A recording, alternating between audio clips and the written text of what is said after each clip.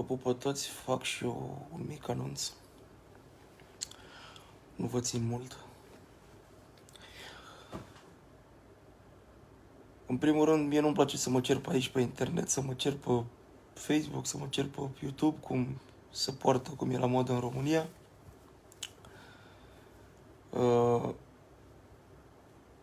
Eu vreau să-mi văd meseria mea, vreau să-mi văd familia mea și așa mai departe.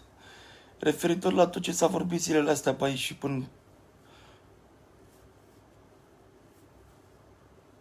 online și până mass media și până tot ce există prin toate rețelele de socializare din țară. Că ar fi o discuție între mine, Salam și Țancă. Hai să vă zic în felul următor. Am luat legătura cu cineva, Salam n-are nimic cu mine, eu n-am nimic cu Salam.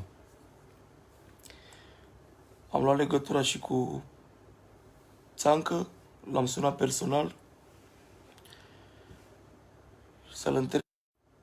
L-am întrebat personal, l-am sunat personal, băi Țancă, e ceva cu mine? Țiganul s-a jurat pe fata lui dacă are ceva cu mine, dacă s-a referit la mine în vreun video de ăla.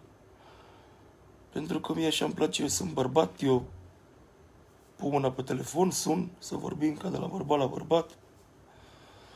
Mai ales că îl iubesc pe Dumnezeu și nu vreau să-l supăr pe Dumnezeu eu.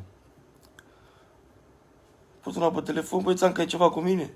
Să moară să facă fata mea dacă am ceva cu tine, de nu te iubesc, de nu...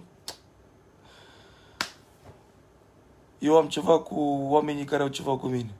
Dacă țiganul ăsta a zis că n-are nimic cu mine, s-a jurat pe fata lui dacă are ceva cu mine, sănătate maximă. Și cu el și cu Salam la fel.